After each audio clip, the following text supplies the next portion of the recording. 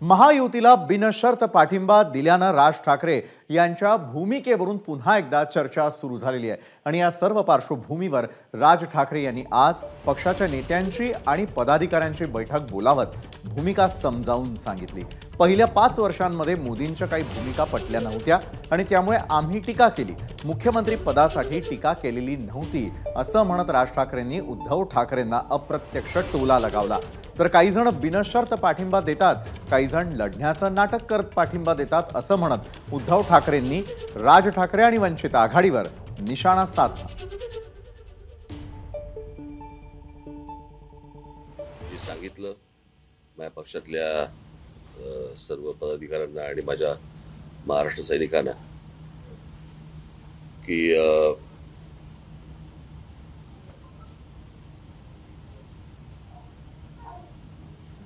यावेळेस नरेंद्र मोदी यांना आपण पाठिंबा द्यायचा आहे। पहिल्या 5 वर्षातल्या काही गोष्टी ज्या मला पटल्या नाहीत त्याच्या बाबतीत मी जो विरोध करायचा तो विरोधही केला।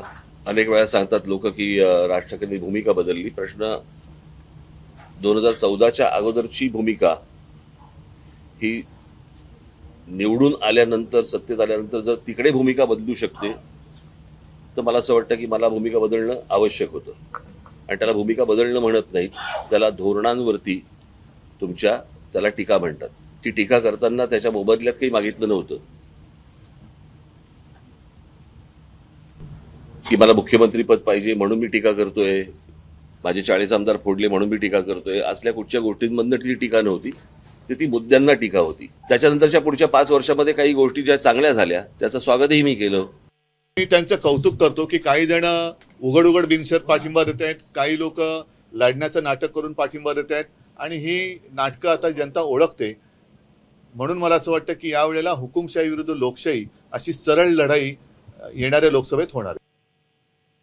राज ठाकरेंनी मोदींना बिनशर्त पाठिंबा जाहीर केला आणि विरोधकांकडून जोरदार टीका टिप्पणी करण्यात येते।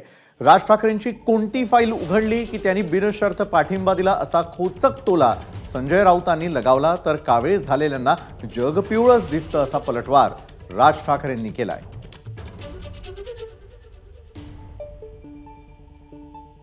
मोदी जी और अमित शाह जी को महाराष्ट्र में पांव रखने नहीं दूंगा। जनता को आह्वान किया था उनको पांव मत रखने देना। यहाँ ये महाराष्ट्र के दुश्मन है। अब ऐसे अचानक क्या चमत्कार साक्षात्कार हो गया वो आप उनसे ही जाकर पूछना चाहिए भाई। आप अचानक पलटी मारकर ये महाराष्ट्र के दुश्मनों को सपोर्ट कर रहे हो तो आप जनता को क्या बताओगे? कारण क्या है उसके पीछे? कौन सी फाइल खोली है? वॉशिंग मशीन की बात बाद में आ जाएगी धीरे धीरे, लेकिन ऐसी कौन सी फाइल आपको दिखाई गई कि आपने अचानक मुंबई में आकर उनको समर्थन दिया? लेकिन ठीक है, उनकी पार्टी है, अच्छा हुआ कि खुलकर समर्थन दिया। मी आत्ताच माझ्या पदाधिकाऱ्यांना सांगितलं काय असतं, कावेळ झालेले असते ना त्यांना जग पिवळं दिसतं, त्याच्यामुळे ते आत्ताच आतून बाहेर आलेले आहेत, त्याच्यामुळे त्यांचा तसा विचार असू शकतो। मनसे अध्यक्ष राज ठाकरे यांनी पंतप्रधान नरेंद्र मोदींबद्दल मोठं वक्तव्य केलेलं आहे। मोदी नसते तर राम मंदिर उभं राहिलं नसतं असं राज म्हणाले। कोर्टाचा निर्णय बाजूने लागला असता अन्य काही गोष्टीही बाजूने असत्या, पण मोदी नसते तर अयोध्येतलं राम मंदिर आपल्याला दिसलं नसतं असं राज म्हणाले।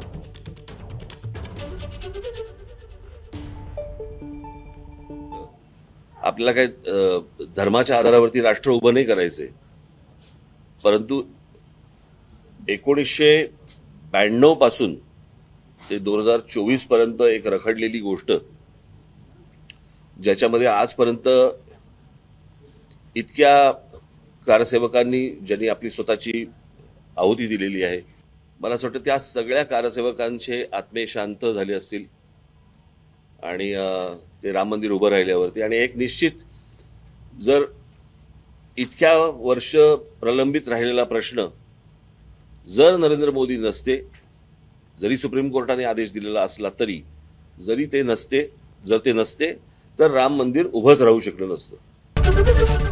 एबीपी माझा, उघडा डोळे बघा नीट।